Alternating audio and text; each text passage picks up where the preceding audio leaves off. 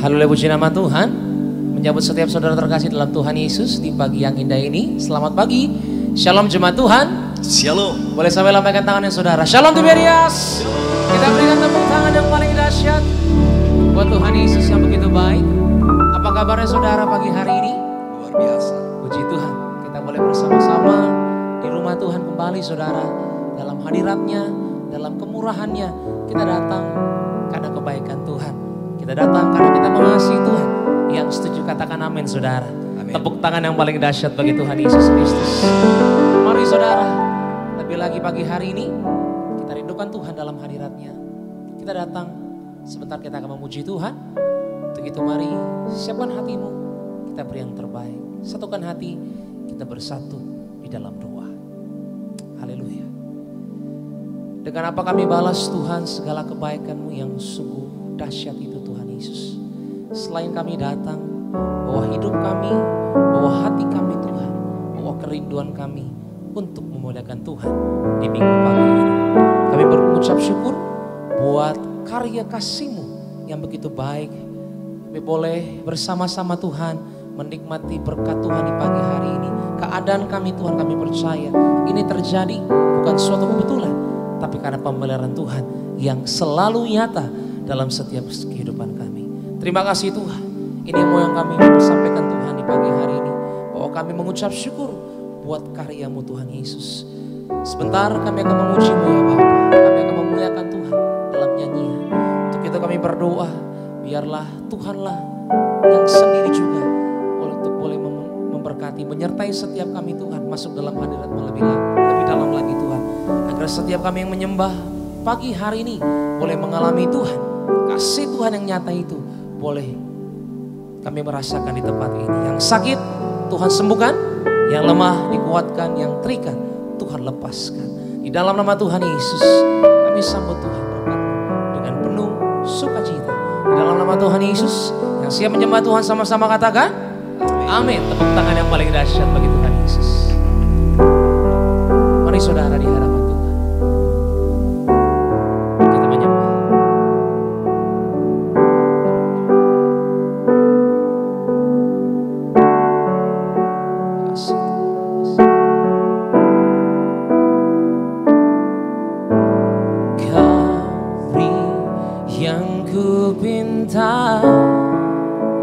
Saat ku mencari, ku mendapatkan, ku ketuk pintu-Mu dan Kau bukakan.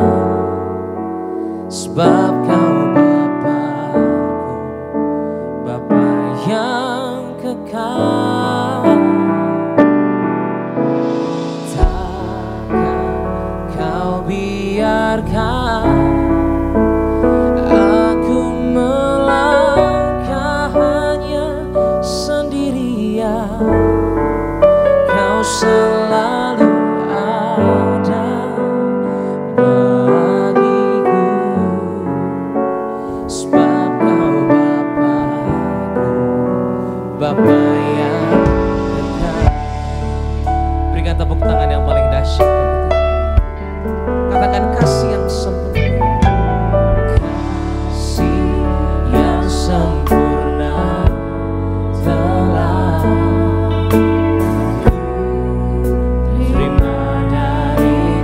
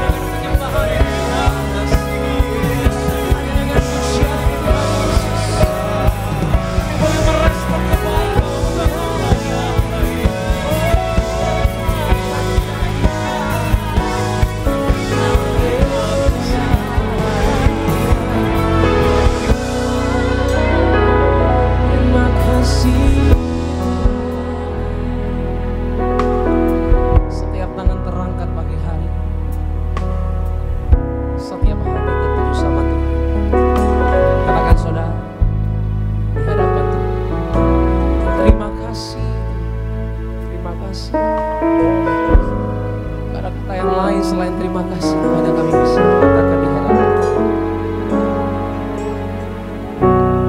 Kami percaya Tuhan kuasa kebangkitan-Mu itu Tuhan memenangkan setiap kami. Wow. Lewat mereka Tuhan, mereka datang merindukan Engkau pagi hari. Mereka datang, mereka mau cari kelegaan Tuhan di dalam Engkau Tuhan Yesus. Sebab kami tahu lewat pujian ini, oh Tuhan kami mau memberkati setiap kami. Tuhan kami mengasihi, Tuhan kami begitu dahsyat. Angkat tanganmu saudara di hadapan Tuhan. Katakan sama-sama, Kau beri yang Ku pinta. Kau beri yang Ku pinta. Saat ku mencari, ku mendapatkan. Ku ketuk pintu-Mu dan Kau bukakan. Sebab Kau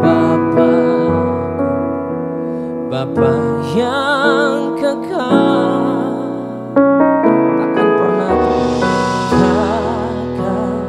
Kau biarkan aku melangkah hanya sendirian. Kau selalu ada bagiku. Sebab Kau Bapa-Ku, Bapa yang Kau selalu ada. Katakan, Kau selalu ada bagi hidupku ini Tuhan. Amin. Sebab Kau Bapa-Ku. Mari dengan tangan yang terangkat katakan, Kau selalu ada bagiku. Sebab Kau Bapa yang kekal.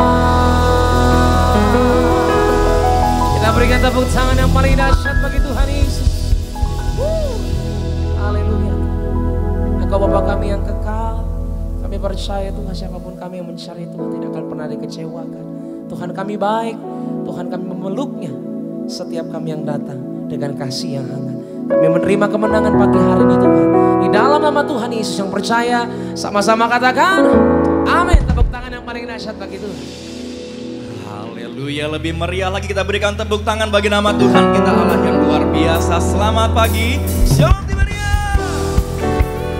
Pagi hari yang indah ini sama-sama kita bersorak-sorai bagi Tuhan Yesus, Allah yang Immanuel. Dia Allah yang selalu menyertai setiap kita.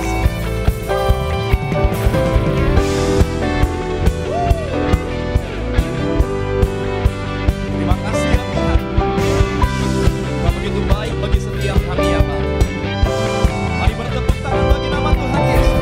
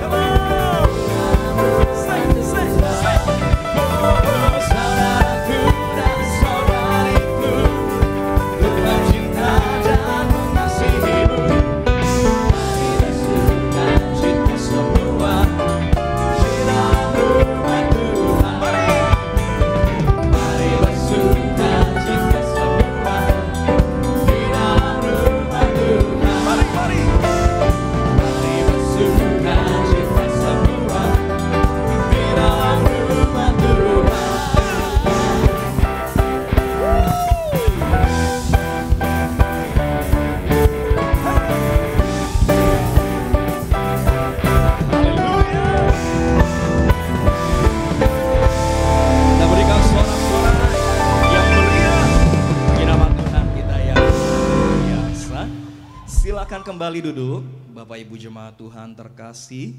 Senang bisa kembali berjumpa dan melayani Bapak Ibu jemaat Tuhan terkasih. Sebelum kita dengar firman Tuhan pada pagi hari yang indah ini, terlebih dahulu izinkan kami untuk membacakan suara gembala. Suara gembala bagi setiap kita semua. Suara gembala Ibu Pendeta Darniati Pariaji dengan judul Mengalami Kuasa Kebangkitan di dalam Hidup Kita. Romawi yang pertama, doa pembuka. Dalam nama Tuhan Yesus, sesuai penglihatanmu Tuhan Yesus, para malaikat akan menghalau setan-setan dan roh-roh jahat agar tidak mengganggu jemaat pagari. Lindungi para jemaat agar menang atas setan-setan dan roh jahat. Dalam nama Tuhan Yesus, haleluya, amin. Romawi yang kedua, mengalami kuasa kebangkitan di dalam hidup kita. Bagaimana agar mengalami kuasa kebangkitan di dalam hidup kita? Satu, kita harus mati terhadap hidup lama kita. Roma 6 ayat 6 sampai dengan 7 dan Roma 6 ayat 3. Rasul Paulus mengatakan satu-satunya cara untuk meruntuhkan kuasa dosa adalah kita harus mati dan bangkit bersama Kristus ke dalam hidup yang baru. Jika kita tidak mau memiliki hidup yang baru, maka kita tidak dapat memiliki hidup yang kekal. Firman Tuhan di dalam Roma 8 ayat 2 mengajarkan kepada kita, ketika Roh Allah masuk dalam hidup kita, Ia mematikan manusia lama kita supaya kita bebas dari hukum dosa. Jadi penting kita selalu minta dipenuhi oleh Roh Allah. Roma 8 ayat 13. Romawi yang kedua, kita harus mengubur hidup lama kita. Roma 6 ayat yang keempat. Siapa yang telah mati dan dikubur, maka dia telah terbebas dari dosa.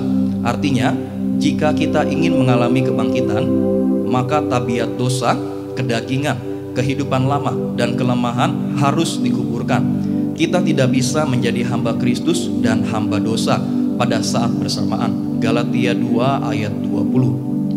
3. Kita harus bangkit dengan hidup yang baru. Roma 6 ayat 4b sampai dengan 5. Jika kita menjadi satu dengan kematian Kristus, maka kita akan menjadi satu dengan kebangkitannya.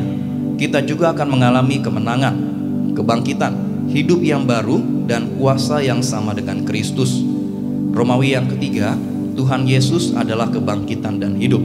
Tuhan Yesus mengajarkan secara khusus bahwa jalan menuju kepada kebangkitan dan pengangkatan ditemukan dalam sakramen perjamuan kudus. Yohanes 6 ayat 51 sampai dengan 56. Artinya, A.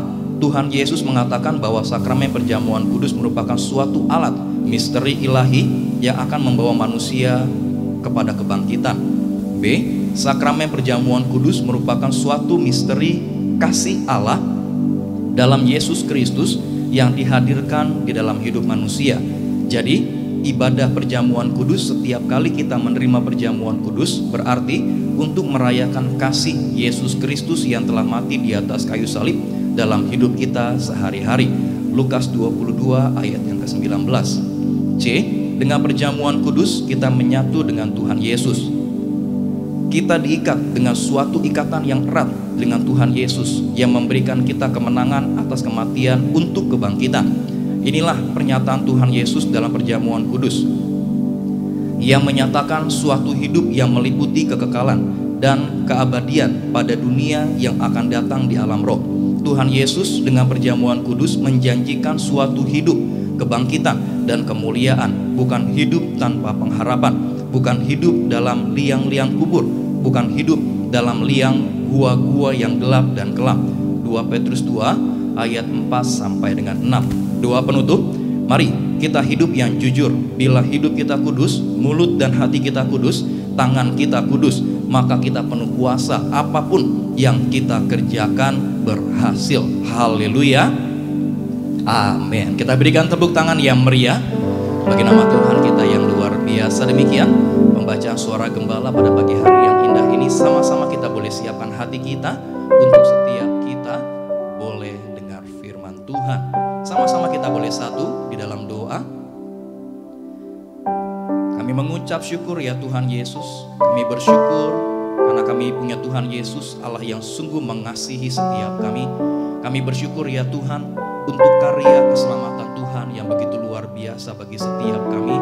Untuk salib-Mu, untuk darah-Mu yang tercurah, untuk kebangkitan-Mu yang memberikan kami kepastian, jaminan keselamatan daripada Tuhan Yesus Kristus. Kami bersyukur ya Tuhan, kalau kami menyembah Tuhan Yesus, Allah yang sungguh mengasihi setiap kami. Dengan apa kami balas segala kebaikan-Mu ya Tuhan, selain dengan pujian, hormat, dan kemuliaan bagi nama Tuhan Yesus, Allah kami yang luar biasa. Saat ini ya Tuhan Yesus, kami siapkan hati kami dengar firman Tuhan. Bersabdalah bagi setiap kami, ajar, tegur, didik kami ya Tuhan, supaya semakin hari kami boleh semakin mengerti apa yang Tuhan mau dari setiap kami. Jadikan hati kami ya Tuhan ladang yang subur. Jadi saat firman Tuhan ditaburkan tidak akan pernah terbuang dengan sia-sia, tapi dapat bertumbuh, berkembang, dan berbuah-buah banyak. Ini kami ya Tuhan Yesus, kami berdoa hanya dalam nama Tuhan Yesus Kristus. Gereja Tiberia setiap kita yang siap dengar firman Tuhan, sama-sama kita boleh katakan amin. Kita berikan tepuk tangan yang meriah bagi nama Tuhan Yesus. Inilah pujian setiap kami ya Tuhan Yesus. Ini kerinduan setiap kami ya Tuhan. Bagaikan bejana siap dibentuk, demikian hidupku di tangan-Mu. Dengan berapa kuasa Roh-Mu, ku dibaharui selalu. Jadikan ku Allah dalam rumah-Mu. Inilah hidupku di tangan-Mu. Bentuklah seluruh kehendak-Mu. Pakailah sesuai rencana-Mu. Sama-sama kata, ku mau seperti-Mu Yesus, disempurnakan selalu dalam segenap jalanku, memuliakan nama-Mu. Jadikan kami alat-Mu ya Tuhan. Jadikan ku Allah dalam rumah-Mu. Inilah hidupku di tangan-Mu. Bentuk kami ya Tuhan. Bentuklah seluruh kehendak-Mu. Pakailah sesuai rencana-Mu. Sama-sama katakan, ku mau seperti-Mu Yesus. Mari Bapak Ibu jemaat Tuhan terkasih, sama-sama kita bangkit berdiri. Mari sambut pada pagi hari yang indah. Dalam segenap jalanku, memuliakan nama. Kami mau seperti-Mu. Kepada yang terkasih, Bapak Pendeta Dr. Aristo Haryadi, kami persilakan menyampaikan sempurnakan selalu dalam segenap jalanku, memuliakan nama-Mu, memuliakan nama-Mu, memuliakan nama-Mu, memuliakan nama-Mu, memuliakan nama-Mu.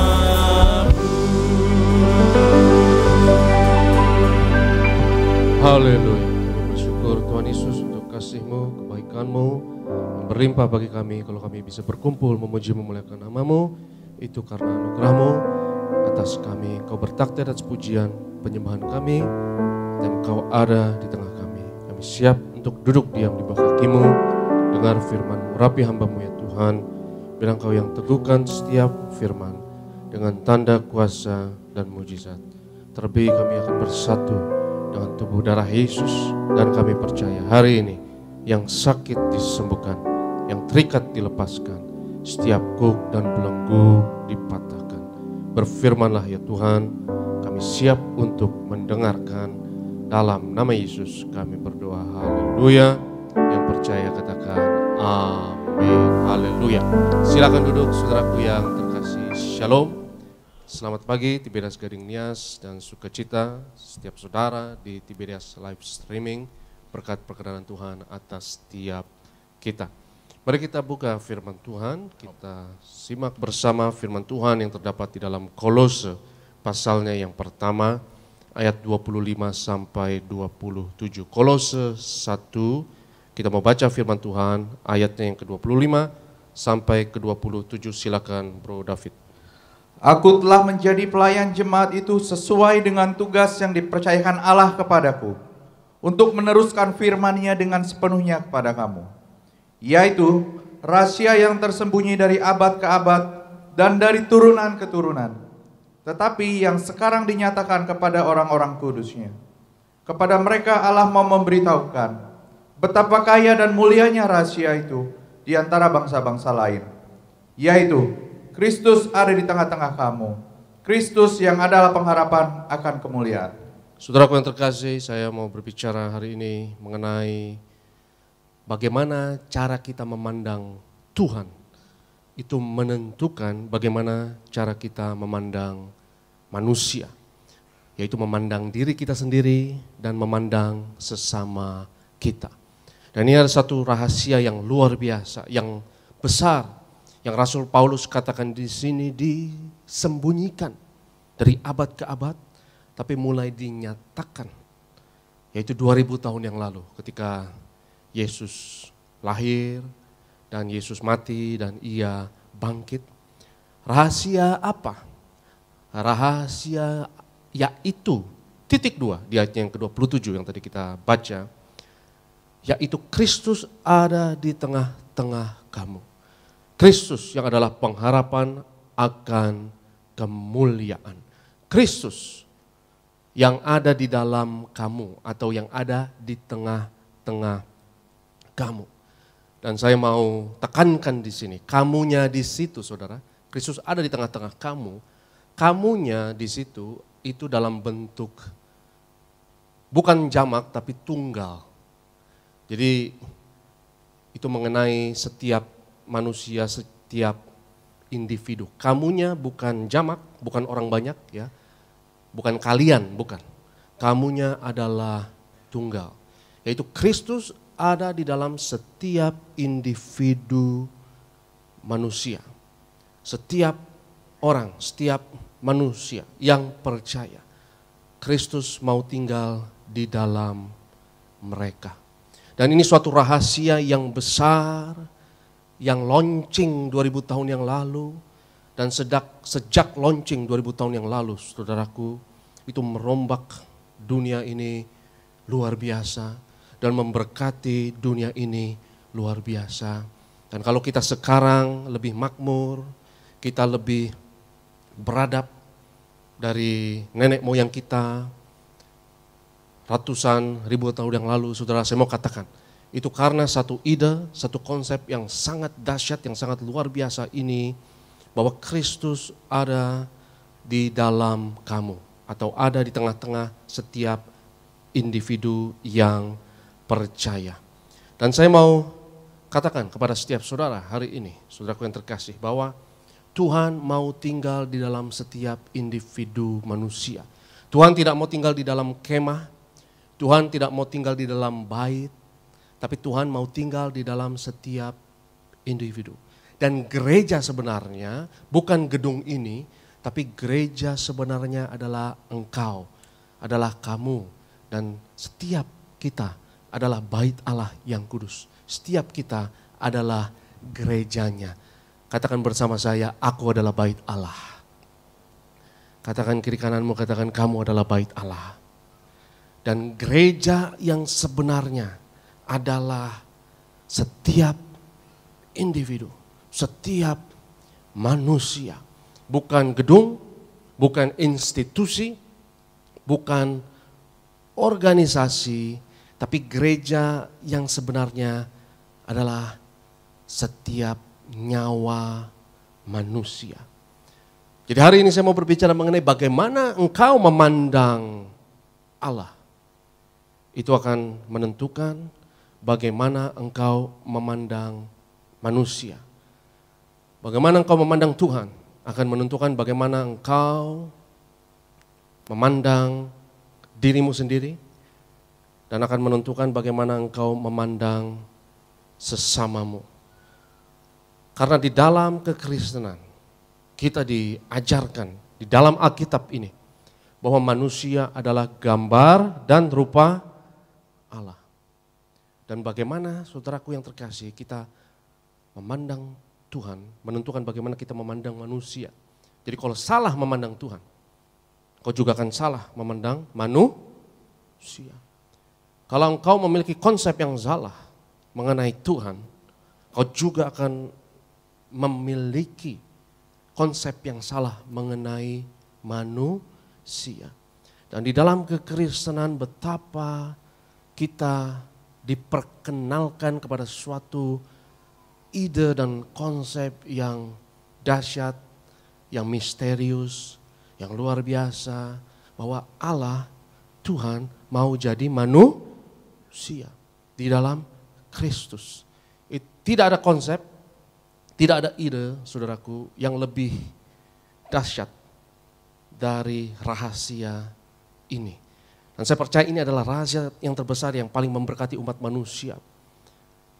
Dan penemuan yang terbesar yang memberkati umat manusia itu bukan internet, bukan teknologi apapun, bukan rumus gravitasi Newton, bukan teori relativitasnya Einstein atau penemuan-penemuan yang dahsyat di bidang teknologi dan ilmu pengetahuan yang lain. Tapi saya percaya bahwa penemuan yang terbesar yang paling memberkati umat manusia, dan ini bukan penemuan tapi adalah pewahyuan dari surga, adalah satu konsep yang dahsyat, yang ajaib, yang revolusioner ini, yaitu mengenai Kristus yang diurapi ada di setiap individu manusia. Jangan sampai kita salah memandang Tuhan, saudara.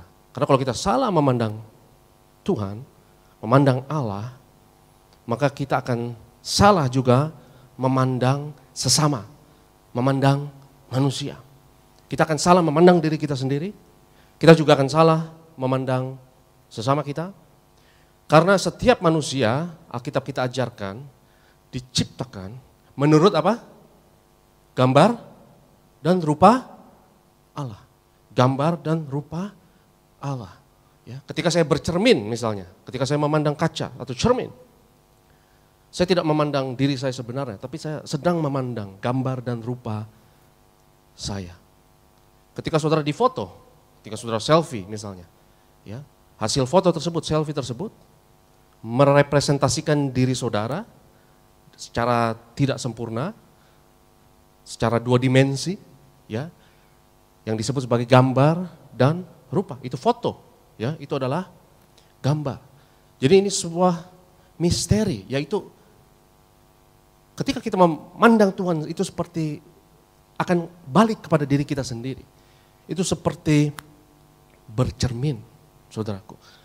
Bagaimana kita memandang Allah akan menentukan bagaimana engkau memandang manusia, bagaimana engkau memandang dirimu, dan bagaimana engkau melihat sesama. Kalau salah memandang Tuhan, akan salah memandang manusia. Kalau kita membenci sesama kita merendahkan sesama kita menghina sesama kita. Saya tidak peduli agama manapun, saudaraku. Kalau engkau sampai lakukan hal tersebut, engkau memiliki konsep yang salah mengenai Tuhan. Karena bagaimana kita memandang Tuhan dan Tidak ada, saudaraku yang terkasih, ya, tidak ada yang namanya manusia yang tidak bertuhan. Dan saya percaya, semua manusia adalah makhluk yang harus menyembah sesuatu. Tidak ada manusia yang bisa mengklaim, saya tidak bertuhan, saya tidak percaya itu. Walaupun orang berkata saya ateis misalnya, saya tidak percaya apapun, dan dia berkata saya tidak bertuhan, no way, enggak mungkin. Semua orang menyembah sesuatu, semua orang memuliakan sesuatu, semua orang pasti memiliki Tuhan. Maunya T huruf besar atau T huruf kecil. Semua orang memiliki Allah, mau Allah atau ilah sekalipun. Semua manusia pasti menyembah sesuatu. Semua manusia menyembah bisa Tuhan yang sebenarnya, Allah yang sebenarnya, yang benar, tapi juga bisa menyembah ilah. Ya. Betul atau tidak, saudara? Ilah, I huruf kecil. Ya. Semua orang pasti, kalau mereka tidak menyembah Tuhan, mereka pasti memberhalakan sesuatu. Betul atau tidak, saudara? Orang yang mengaku saya tidak bertuhan, jangan percaya, saudara. Ya. Dan gak usah berdebat. Tapi saya mau katakan, semua orang pasti menyembah sesuatu. Karena manusia makhluk agama, manusia makhluk religius. Dan ini tidak bisa dipungkiri. Saya tidak peduli orang itu berkata saya free thinker, saya tidak punya agama, saya ateis. Jangan percaya. Ya, semua orang punya Tuhannya sendiri masing-masing. Dan Tuhannya itu bisa Tuhan yang benar, bisa juga berhala, bisa juga ilah. Ya. Misalnya Alkitab katakan mengenai uang, ya, atau mamon. Ada beberapa orang yang mungkin Tuhannya adalah uang. Betul atau tidak, saudara? Uang bisa jadi ilah dalam hidup seseorang. Ya. Uang atau mamon, Alkitab sebut, dapat diberhalakan dan disembah. Jadi semua manusia memiliki konsep mengenai ilahi. Semua manusia, saya tidak peduli siapa orang tersebut, dari mana asalnya, dia harus ada pegangan dalam hidup ini. Dia harus menyembah sesuatu, dia harus memuliakan sesuatu, dia harus memiliki nilai-nilai dalam hidupnya. Karena tanpa nilai-nilai, saudaraku yang terkasih, manusia tidak bisa hidup. Dan apa yang kau anggap bernilai dan yang kau anggap paling mulia di dalam hidupmu, itu akan menjadi Tuhan di dalam hidupmu. Dan hari ini, saudaraku yang terkasih, kita mau belajar. Bagaimana kita memandang Tuhan juga akan menentukan bagaimana kita memandang sesamanya. Dan bersyukurlah kalau kita menyembah Tuhan yang benar. Yang setuju katakan amin. Karena kalau engkau menyembah Tuhan yang sebenarnya, maka saudaraku yang terkasih, kau juga akan memandang dirimu dan diri sesamamu secara akurat. Kita lihat firman Tuhan dalam Hakim-Hakim 9 ayatnya yang ke-9. Hakim-Hakim 9 ayatnya yang ke-9. Iya. Tetapi jawab pohon jahitan itu kepada mereka, masakan aku meninggalkan minyakku yang dipakai untuk menghormati Allah dan manusia, dan pergi melayang di atas pohon-pohon. Jadi pohon zaitun, dan ini ayat favorit dari Pendeta Pariaji, saudara, ya, kalau berbicara mengenai minyak urapan ini. Pohon zaitun itu berkata bahwa minyaknya ini dipakai untuk menghormati Allah dan manusia. Kalau saudara memuliakan Tuhan yang benar dan memiliki konsep mengenai Tuhan yang benar, maka engkau juga menghormati manusia. Karena bagaimana kita memandang Allah, saudaraku, akan menentukan bagaimana kita memandang manusia. Salah memandang Tuhan akan membuat kita juga salah memandang manusia.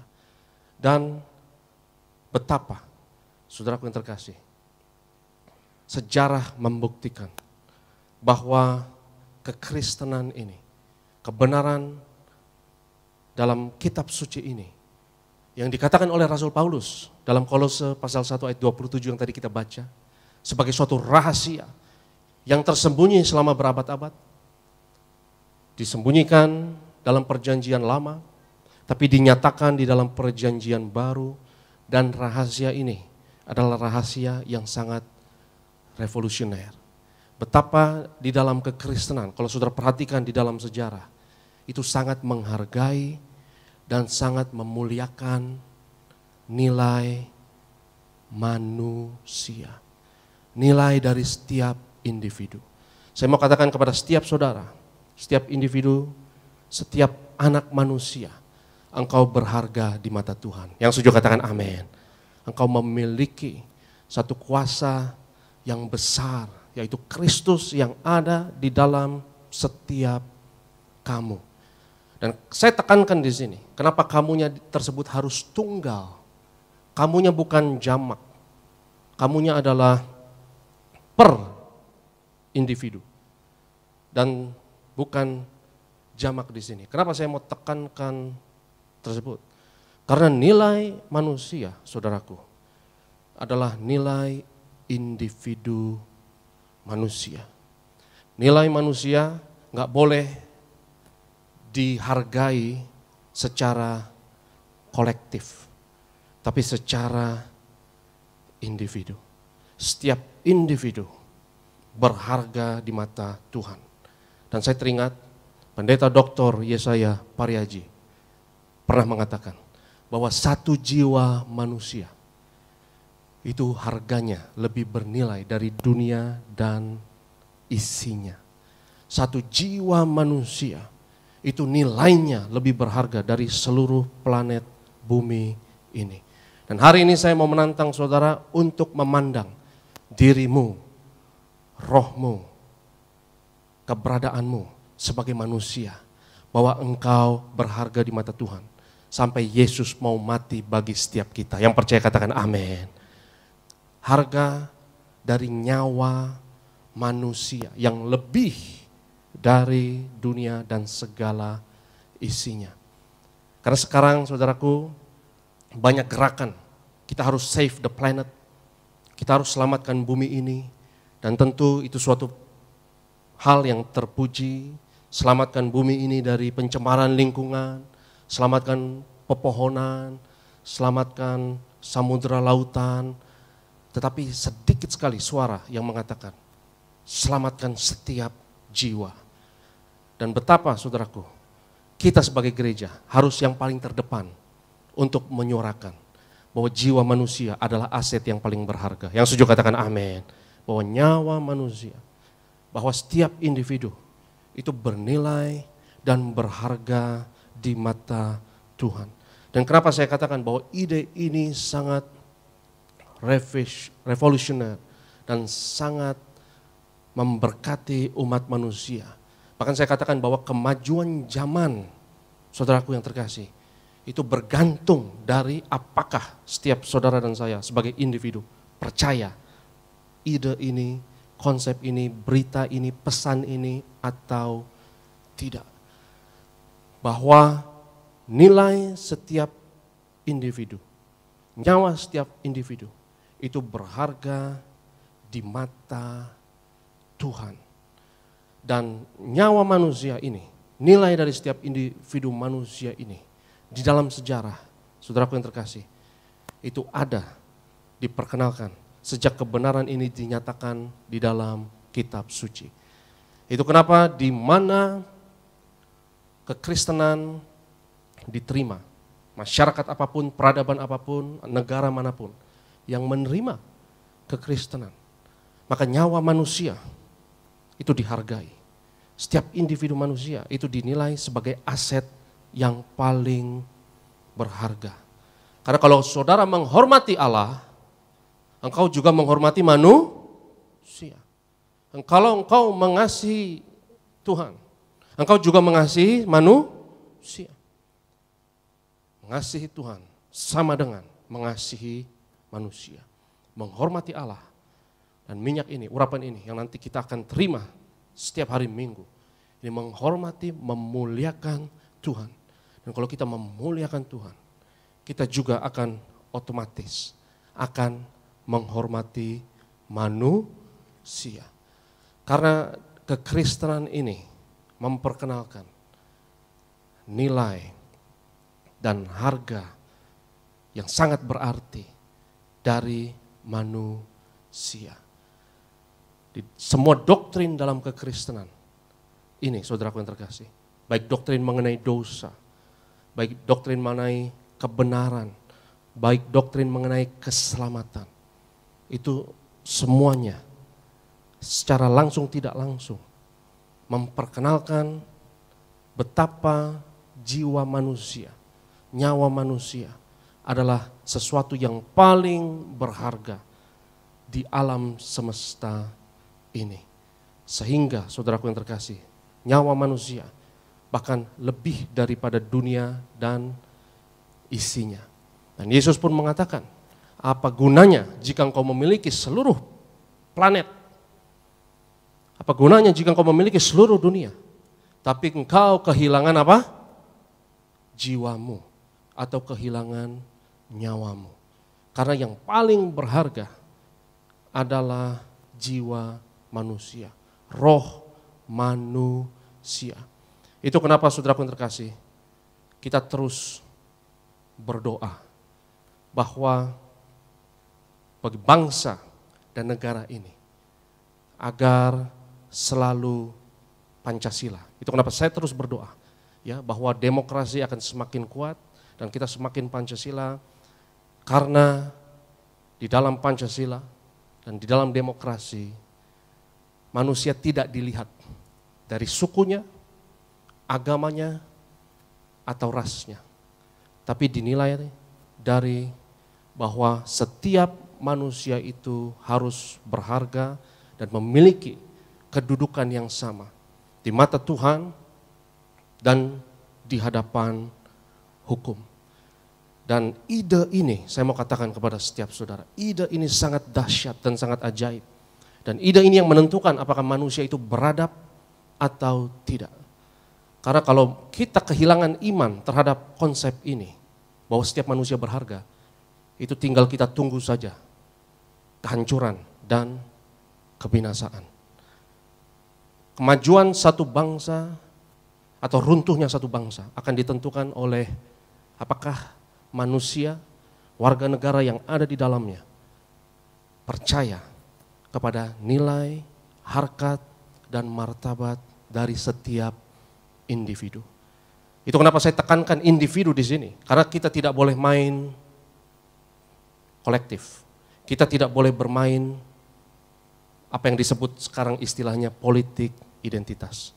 Karena politik identitas itu memandang manusia, nilai manusia ditentukan oleh sukunya, oleh agamanya, oleh rasnya, dan oleh kelompok manapun di mana ia menjadi anggotanya.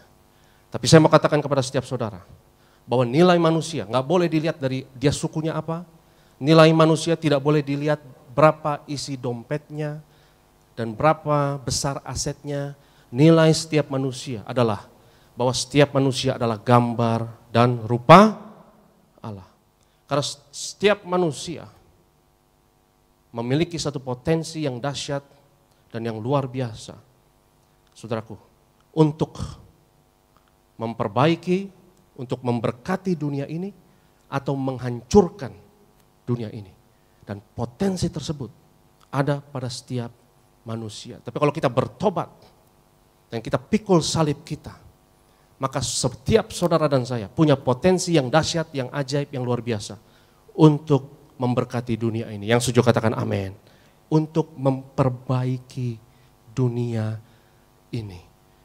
Dan saya percaya orang yang bermain-main dengan harga dan nilai manusia itu bermain dengan api dan melawan Tuhan sendiri. Itu kenapa setiap negara yang diberkati Tuhan, setiap negara yang makmur, setiap negara yang maju di akhir zaman ini pasti menghargai nyawa setiap individu dan nilai dari individu. Di mana nyawa manusia jadi murah, saudara, kita tinggal tunggu kehancuran, keruntuhan, dan kebinasaan. Negara-negara yang terbelakang, negara-negara yang tidak maju, kita lihat, ya, negara-negara yang rakyatnya itu ditindas, nyawa manusia sangat murah, nyawa manusia tidak dihargai.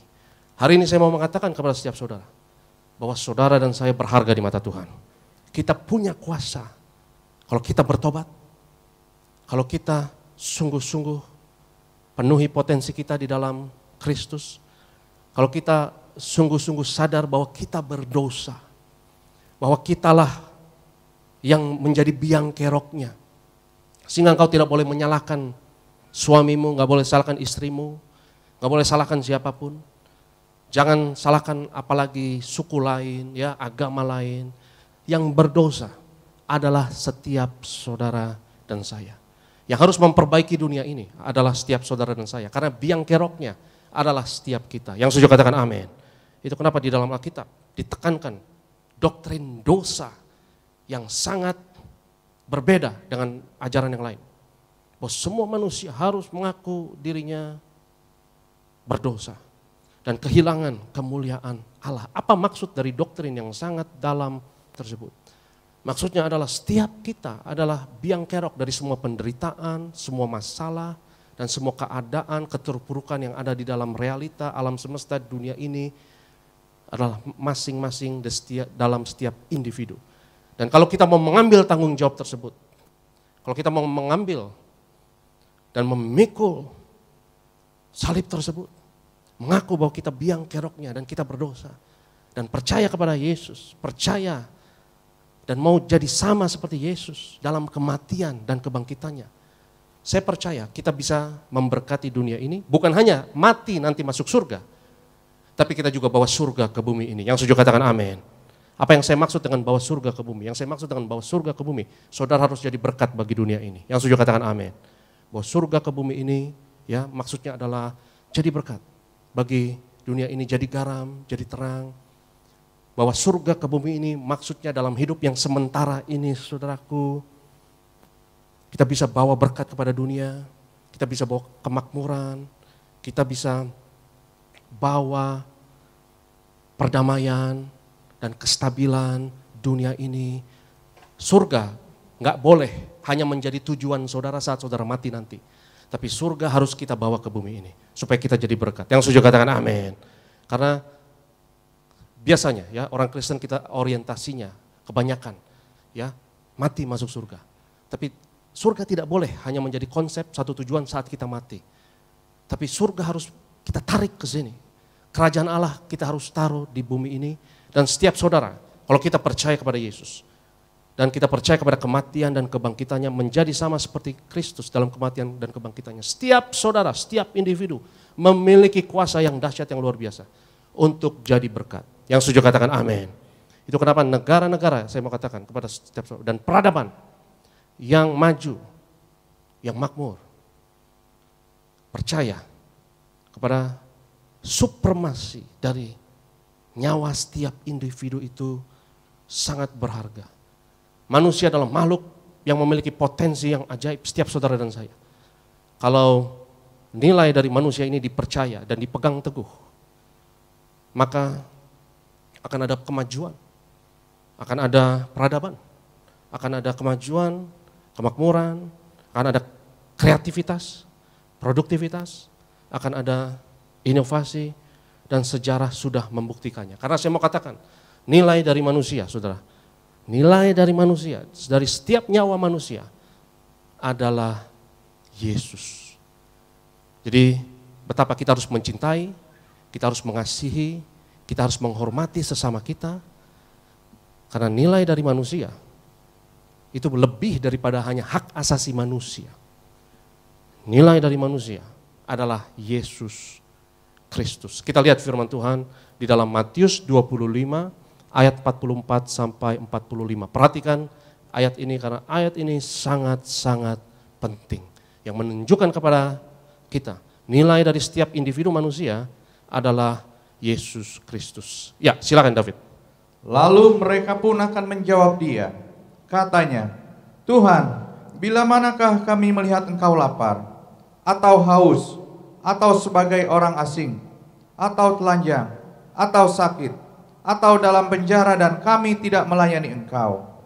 Maka ia akan menjawab mereka, Aku berkata kepadamu, sesungguhnya segala sesuatu yang tidak kamu lakukan untuk salah seorang dari yang paling hina ini, kamu tidak melakukannya juga untuk aku. Kamu tidak melakukannya juga untuk siapa? Untuk siapa? aku. Dan aku di sini siapa saudara? Siapa aku di sini? Kalau engkau tidak menghargai sesamamu yang paling hina, kalau engkau tidak menghargai nyawa dari manusia yang paling hina, kau juga tidak menghargai Tuhan. Dan Tuhan Yesus take it personally, ya. Tuhan take it personally. Ini urusan pribadi, ya. Jadi kalau kita tidak menghormati sesama kita, kalau kita memandang manusia menurut sukunya, menurut agamanya, menurut rasnya, dan tidak memandang manusia sebagai gambar dan rupa Allah, dan tidak menghargai setiap nyawa manusia, Tuhan Yesus take it personally, ya. Itu penghinaan langsung kepada Tuhan. Itu kenapa kita harus terus berdoa. Indonesia diberkati Tuhan. Kita terus harus berdoa, ya, bahwa Indonesia berdasarkan Pancasila. Dan salah satu doa saya dan harapan saya yang paling besar, ya, bagi bangsa dan negara kita, saya berdoa agar demokrasi kuat dan nilai setiap individu itu harus dihargai, karena nilai setiap individu, saudaraku, itu lebih daripada hanya hak asasi manusia. Saya bersyukur untuk piagam hak asasi manusia, dan menurut saya itu suatu pencapaian yang luar biasa dalam umat manusia, dan itu salah satu pencapaian yang sangat memberkati umat manusia. Tapi nilai manusia lebih dari hanya sekedar hak untuk merdeka, hak untuk tidak disiksa, hak untuk tidak dianiaya, seperti dinyatakan dalam piagam hak asasi manusia. Tapi nilai dari setiap manusia adalah Yesus Kristus itu sendiri. Karena setiap saudara memiliki kuasa dan potensi yang dahsyat untuk kita bagikan pada dunia ini. Yang setuju katakan amin. Dan saya akan tutup dengan ini. Kita harus penuhi potensi kita sebagai individu, sebagai orang percaya, harus betul-betul jadi berkat bagi bangsa dan negara kita. Karena kalau engkau tidak lakukan hal itu, bahaya akan terjadi, malapetaka akan terjadi, dan kebinasaan akan terjadi. Dan kita harus memiliki pandangan yang sedemikian, saudaraku. Karena kalau engkau tidak penuhi, kalau kita tidak bertobat dan penuhi potensi kita sebagai individu di dalam Tuhan, maka kita akan meninggalkan ruang hampa. Dan ruang hampa tersebut akan diisi, vakum tersebut akan diisi oleh kuasa yang jahat. Kalau setiap anak manusia, setiap individu tidak mengambil tempatnya sebagai orang percaya, jadi yang terbaik di dalam Tuhan. Dan saya akan tutup dengan ayat ini yang terdapat di dalam Daniel pasalnya yang ke-7. Daniel pasal yang ke-7, suatu penglihatan yang luar biasa yang dilihat oleh seorang nabi yang dahsyat bernama Daniel. Daniel pasal 7, kita mau baca ayatnya yang Daniel 7 ayat 13 sampai 14, silakan Bro David. Aku terus melihat dalam penglihatan malam itu. Tampak datang dengan awan-awan dari langit seorang seperti anak manusia. Seorang seperti apa? Seperti apa saudara? Anak manusia. Katakan bersama saya, anak manusia. Ya, seseorang seperti anak manusia. Dan kita tahu ya, anak manusia adalah konsep Kristus. Ya, teruskan Fit. Datanglah ia kepada yang lanjut usianya itu, dan ia dibawa ke hadapannya. Lalu diberikan kepadanya kekuasaan dan kemuliaan dan kekuasaan sebagai raja. Maka orang-orang dari segala bangsa, suku bangsa dan bahasa mengabdi kepadanya. Kekuasaannya ialah kekuasaan yang kekal, yang tidak akan lenyap, dan kerajaannya ialah kerajaan yang tidak akan musnah. Kerajaannya adalah kerajaan yang tidak akan musnah.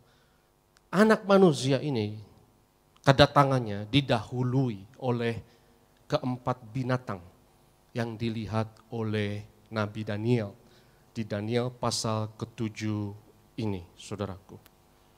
Jadi anak manusia datang belakangan sebelum Daniel melihat ada 4 monster, ya, 4 monster yang memerintah atas dunia ini.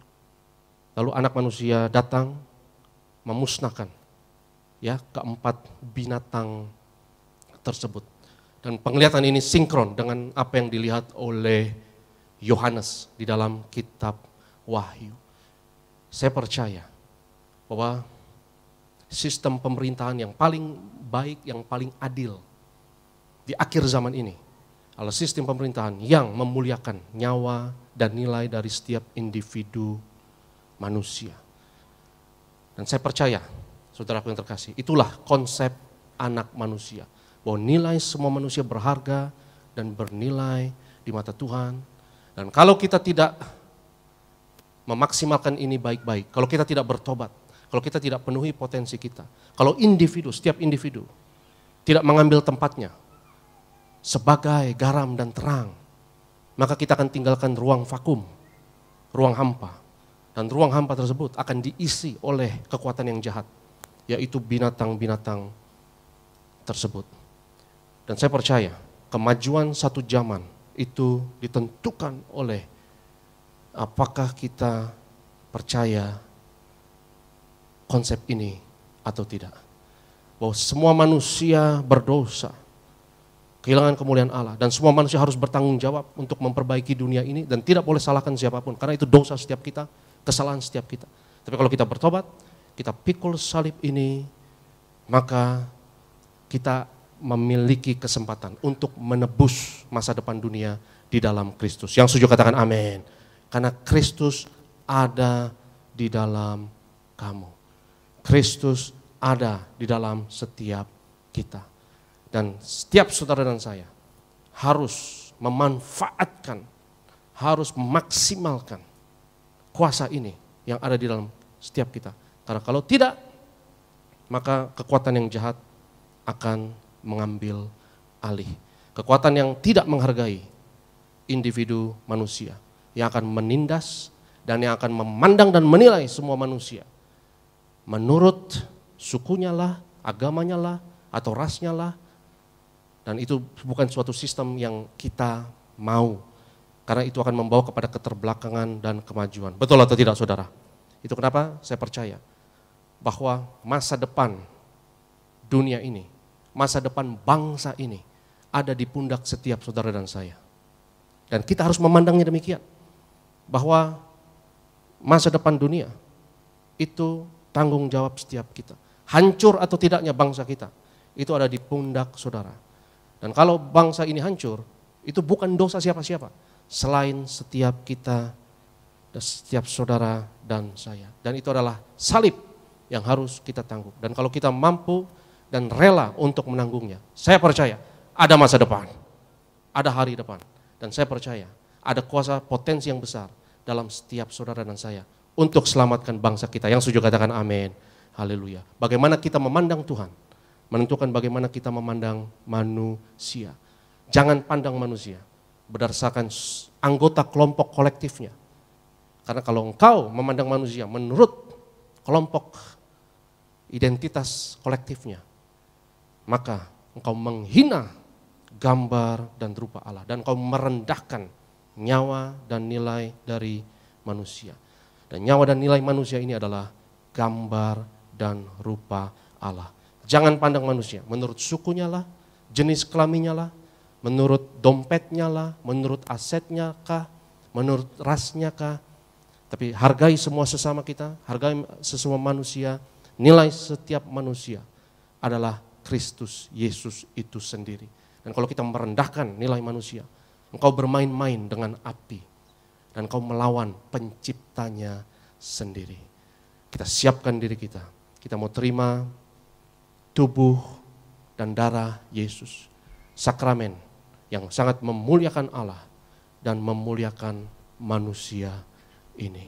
Yang kita mau sembah Tuhan, karena kita tahu ketika kita sembah Tuhan, kita memuliakan Tuhan, kita juga menghormati manusia. Ketika kita memuliakan Tuhan, kita juga menghargai dan menghormati sesama kita. Saya undang kita semua untuk bangkit berdiri dalam hadirat Tuhan. Kita sembah Tuhan.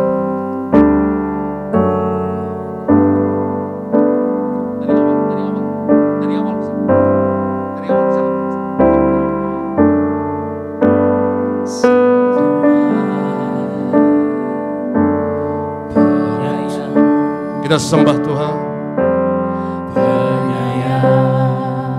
Kita sembah Yesus. Perkasa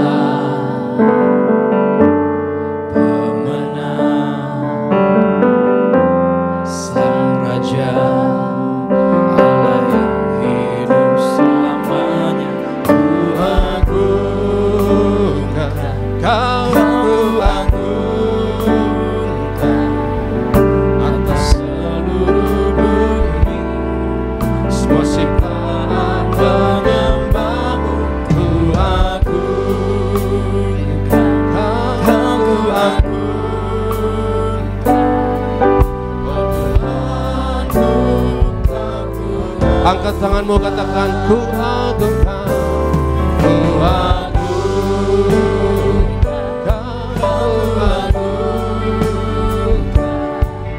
atas seluruh bumi, semua ciptaan menyembahmu. Ku agungkan, oh Tuhanku, ku agungkan. Sekali lagi angkat tanganmu, lebih sungguh sembah Tuhan, katakan ku agungkan.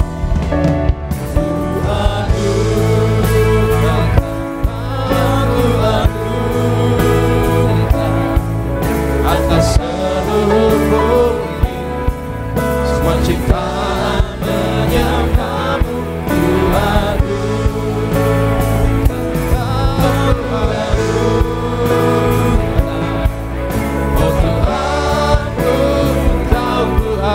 oh Tuhanku, kau ku agungkan.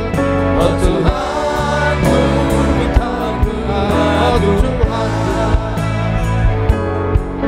Oh Tuhanku, kau ku agungkan. Haleluya. Biar musik mengiring dengan lembut. Bagaimana kita memandang Tuhan akan menentukan bagaimana kita memandang manusia. Kalau kita menyembah, memuliakan Tuhan, kita juga akan menghargai, menghormati sesama manusia. Kalau kita memiliki konsep yang salah mengenai Tuhan, kita juga akan memiliki konsep yang salah mengenai manusia. Karena Tuhan mau kita mengasihi sesama kita, sebagaimana kita mengasihi Tuhan. Dalam setiap saudara dan saya ada potensi yang dahsyat, yang luar biasa untuk memperbaiki dunia ini. Kalau kita mau pikul salib kita, maka akan ada penebusan untuk masa depanmu. Bukan hanya saat engkau mati nanti, engkau masuk surga. Tapi selama engkau hidup di dunia ini, engkau bisa bawa surga ke bumi. Engkau bisa jadi berkat bagi sesamamu, bagi keluargamu, bagi komunitasmu. Kalau saja kita mau mengaku bahwa semua itu adalah salah kita. Kalau saja kita mau sadar bahwa kita yang harus bertanggung jawab. Kalau saja kita sadar bahwa yang harus menerima semua tudingan salah tersebut adalah diri kita sendiri. Bahwa kitalah yang berdosa, kitalah yang kehilangan kemuliaan Allah. Tapi ada penebusan kalau kita mau jadi sama seperti Yesus. Ada penebusan kalau kita percaya kepada Yesus. Kalau kita mau diperbaharui setiap saat, kita mau selalu ditransformasi dari kemuliaan kepada kemuliaan lewat kematian dan kebangkitannya dalam setiap proses hidup kita. Dan jika itu imanmu hari ini, bahwa ada potensi yang dahsyat dalam dirimu, dalam setiap individu manusia untuk memperbaiki, untuk menebus dunia. Itu kenapa kita tidak boleh bermain-main dengan nyawa semua manusia. Kau tidak boleh bermain-main terhadap nilai dari setiap individu. Karena kalau kita bermain-main dengan nilai dari setiap individu, engkau berhadapan dengan pencipta itu sendiri. Karena manusia adalah gambar dan rupa Allah. Dan kalau engkau percaya ada potensi yang dahsyat dalam dirimu untuk menebus dunia ini, bukan hanya saat kau mati, tapi saat masih hidup sekarang ini, kau bisa bawa surga ke bumi. Angkat tanganmu tinggi-tinggi dalam hadirat Tuhan. Dan setiap saudara yang katakan bersama saya, dalam nama Yesus, aku percaya, aku adalah generasi minyak dan anggur yang tidak dirusakkan di akhir zaman ini. Aku rela untuk memikul salibnya, karena aku mengakui akulah yang berdosa, akulah yang bersalah, dan akulah yang harus bertanggung jawab. Aku mengasumsikan tanggung jawab atas segala kesalahan, ketidakberesan dunia ini adalah tanggung jawab setiap manusia, adalah tanggung jawab diriku. Tapi aku juga percaya ada potensi yang dahsyat, yang ajaib, kuasa kebangkitan dalam diriku, Kristus yang ada di dalam diriku, untuk berkati, memperbaiki dunia sebagai generasi minyak dan anggur. Yang aku percaya di akhir zaman ini, aku tidak dirusakkan, aku dan keluargaku tidak dirusakkan, dalam nama Yesus. Haleluya, amin. Beri kemuliaan bagi Tuhan. Sekali lagi angkat tanganmu tinggi-tinggi, muliakan Yesus. Ku agungkan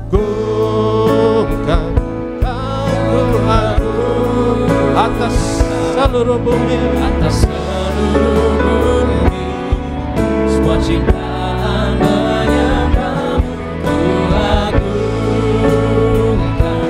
Kau ku agungkan, oh Tuhanku, Kau ku agungkan. Lebih dahsyat lagi saudara, kita berikan tepuk tangan yang paling dahsyat. Katakan ku agungkan, Kau ku agungkan, atas seluruh bumi, semua ciptaan menyembahmu. Ku agungkan, Kau ku agungkan, oh Tuhanku, Kau ku agungkan, oh Tuhan, oh Tuhanku, Kau ku agungkan, oh Tuhanku, Kau ku agungkan. Berikan tepuk tangan pengagungan bagi Tuhan Yesus. Haleluya, haleluya, haleluya. Terima kasih Tuhan untuk kebaikan-Mu, kemurahan-Mu Tuhan. Karya kebangkitan-Mu yang sungguh baik bagi setiap kami. Kami mengucap syukur buat kebenaran yang sudah kami terima juga pada pagi hari. Terima kasih Tuhan, kesempatan yang luar biasa. Kembali kami dikuatkan, kami diajar agar lebih mengerti kehendak Tuhan dalam setiap kehidupan kami. Kami bersyukur punya Allah yang begitu penuh dengan kuasa. Allah yang telah bangkit, Allah yang memenangkan setiap kami, Allah yang juga menguatkan setiap kami. Terima kasih Tuhan. Kami mengucap syukur oleh karena itu. Kami bawa persembahan kami Tuhan. Sebentar sebelum kami menerima tubuh dan darah Tuhan Yesus, kiranya Engkau memberkati Tuhan. Setiap kami akan memberikan persembahan bahkan yang belum bisa memberi. Kami percaya bahwa kehidupan kami seutuhnya dalam pemeliharaan Tuhan yang sempurna. Apapun yang kami kerjakan, yang kami lakukan, biarlah penyertaan Tuhan yang sempurna hadir, memberkati, menyertai, menjadikan segalanya berhasil memuliakan nama Tuhan. Di dalam nama Tuhan Yesus, memberi dengan penuh sukacita. Dalam nama Yesus, sama-sama katakan amin. Tepuk tangan yang paling dahsyat bagi Tuhan.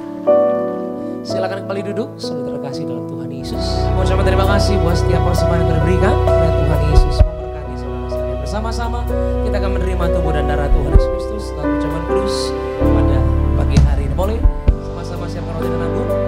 Siapkan hati yang kita terima yang terbaik pagi hari ini. Tubuh dan darah Kristus sang penyelamat. Haleluya. Kita akan pujian saudara bersama-sama. Katakan tubuhmu dan darahmu Tuhan Yesus.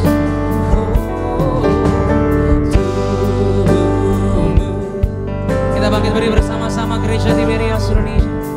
Tercurah bagi kami, menyucikan, menyembuhkan, sempurnakan hidup kami. kita satu di dalam doa. Kami bersyukur Tuhan Yesus untuk kesempatan di hari Minggu pagi yang indah ini untuk menghampiri meja perjamuan-Mu dan mengambil bagian di dalam tubuh dan darah-Mu.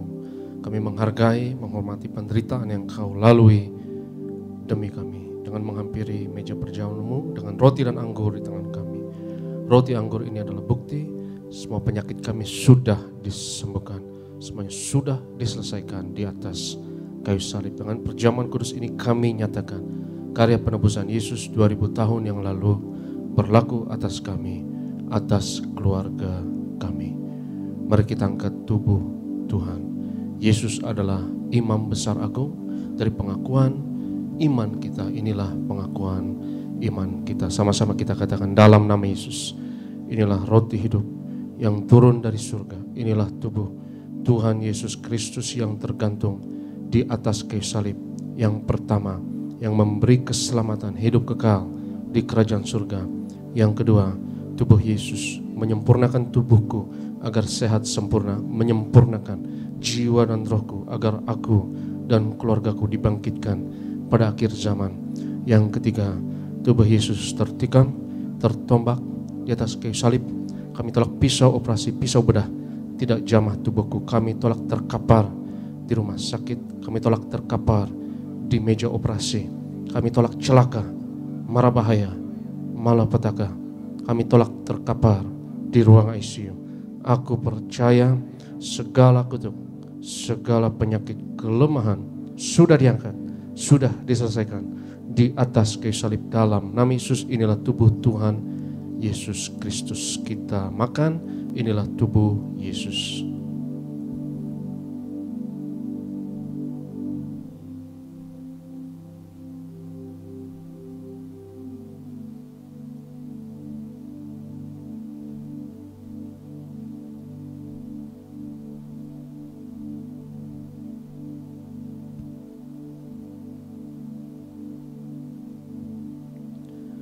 Sesudah itu Yesus mengangkat cawan, mengucap syukur atasnya, seraya berkata, ambillah dan minumlah, inilah darahku, darah perjanjian baru yang ditumpahkan untuk pengampunan dosa. Mari kita angkat cawan Tuhan. Dalam nama Yesus, inilah darah Tuhan Yesus Kristus yang tercurah di atas kayu salib sebagai perjanjian yang baru dan yang kekal. Yang pertama, yang memberi pengampunan atas segala dosa, kesalahan kami. Kami janji bertobat, kami tolak setan dan segala perbuatannya keluarga kami, keluarga yang kudus. Kami tolak perzinahan, kami tolak poligami, jauhkan dari perceraian. Yang kedua, darah Yesus menyucikan, menguduskan kami. Kami termeterai sebagai warga kerajaan surga. Kami doa, punya rumah di bumi dan di surga. Yang ketiga, oleh darah Yesus, oleh bilur Yesus, dari ujung rambut sampai ujung kaki aku sehat, aku sembuh pendengaran, penglihatan, sempurna setiap organ, sistem, jaringan dalam tubuhku, sempurna pernafasan, paru-paru, antibodi, imunitas, sempurna pencernaan, peredaran darah, syaraf, sempurna darahku tahir. Oleh darah Yesus, kami tolak benjolan apapun, kami tolak kistemium, kami tolak kanker tumor, kami tolak diabetes, hepatitis dalam nama Yesus. Sebut sakitmu masing-masing. Kami berdoa ya Tuhan untuk anak Jeremy, kami doa disembuhkan, sembuh, akan pulih dari demam berdarah dan trombositnya akan normal kembali. Kami doa Jeremy akan cepat sembuh, tepat keluar dari rumah sakit dalam nama Yesus. Juga ibunya, Ibu Dr. Julia dan keluarga diberkati. Kami doa berkati Pak Anggoro senantiasa diberkati, apa yang dikerjakan berhasil. Juga Bro David selalu dalam berkat Tuhan, Ibu Meni dan keluarga diberkati. Kami bersyukur ya Tuhan, Ibu Marta di Sunter bersaksi sudah jauh lebih baik dan sudah sembuh, dan semua hasil periksa di dokter, semua indikator baik. Kami bersyukur Tuhan ajaib, dan kami percaya setiap kami hari ini yang sakit disembuhkan. Sebut sakitmu masing-masing.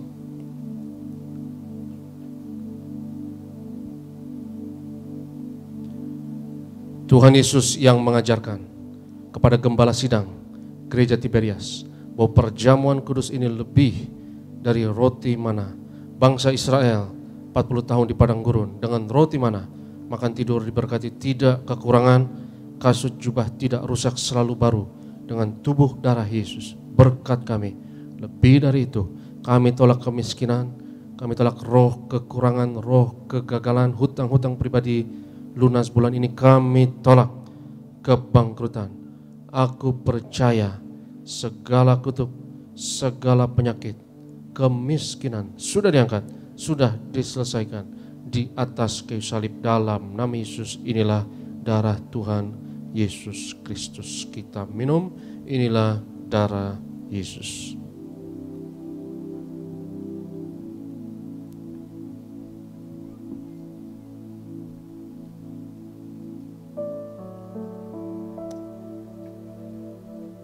Bapak Saudara terkasih dalam Tuhan yang sudah terima tubuh dan darah Tuhan Yesus Kristus pada pagi hari, mari sendak di hadapan Tuhan kita sama-sama mengucap syukur. Kita angkat tangan kita tinggi saudara. Mari percaya bahwa Tuhan lebih besar dari setiap masalah pergumulan yang kita hadapi. Dia begitu penuh dengan kuasa. Angkat tangan, bersyukurlah. Katakan, Yesus tak lebih besar. Yesus Yesus terlebih besar di dalamku, di dalamku.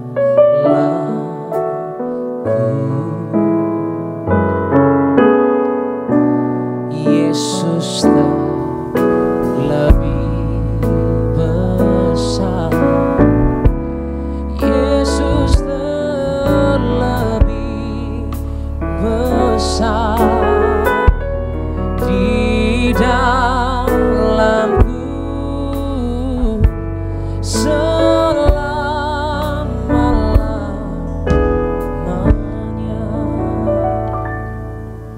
2-3 orang percaya sepakat apa yang diikat di bumi diikat di surga, apa yang dilepaskan di bumi dilepaskan di surga. Mari kita angkat minyak urapan ini dengan iman, sama-sama kita katakan dalam nama Bapa, Anak dan Roh Kudus, dalam nama Tuhan Yesus Kristus. Inilah minyak urapan yang kudus untuk memuliakan Allah dan manusia. Kami muliakan Yesus, Tuhan dan Allah kami yang ada di tengah kami, memberkati kami. Setiap tetes oles dari minyak urapan ini hari ini, yang sakit disembuhkan, mengusir setan-setan, hancurkan setiap kuasa kegelapan, patahkan segala kuk dan belenggu. Hari ini aku diurapi. Inilah minyak urapan dalam nama Yesus. Oleskan atas kening, atas kepala saudara, atas bagian tubuh yang sakit, dan percaya hari ini engkau diurapi. Kami berdoa ya Tuhan untuk setiap pokok doa yang tertulis dalam kertas doa ini. Kami bawa pergumulan, kerinduan anak-anak-Mu, dan kami percaya doa orang benar besar kuasanya.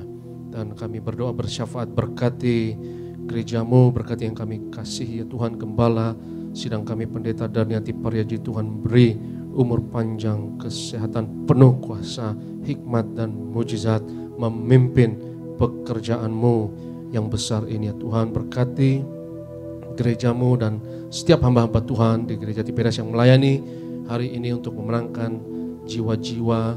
Dan kami berdoa khususnya kepada setiap hamba-Mu yang melayani tempat ini. Kami serahkan Bro Sony dan juga Bro Yoris dan Bro Renaldi dan tim imam pemusik dan adik-adik choir diurapi, diberkati selalu. Juga kami serahkan asyar kolektan, greeters, guru-guru sekolah minggu, bagian media, event, bahkan security. Kami doa ya Tuhan lewat pelayanan kami di Tiberias, bilangan orang benar di Indonesia terus bertambah. Indonesia penuh kemuliaan Tuhan, dimenangkan untuk tuayan di akhir zaman ini. Kami datang dengan berkat-Mu ya Tuhan, dan kami akan pulang dengan berkat Tuhan. Berkat martir mengalir dari gembala sidang kepada setiap hamba Tuhan, setiap jemaat yang terkasih. Sebab Tuhan berfirman kepada Musa, ucapkanlah kata berkat ini atas Israel, dan aku akan berkenan untuk menaruh berkat ini atas mereka. Yavarecha Adonai vayish merecha, Yair Adonai panav elecha vechunnecha, Yisa Adonai panav elecha v'yashem necha shalom. Tuhan memberkati engkau dan Tuhan melindungi engkau. Tuhan menyinarkan wajah-Nya atasmu dan memberi kepadamu kasih anugerah. Tuhan menghadapkan wajah-Nya kepadamu dan memberi bagimu shalom, damai sejahtera untukmu dan anak-anakmu. Yang diberkati Tuhan, sama-sama katakan amin.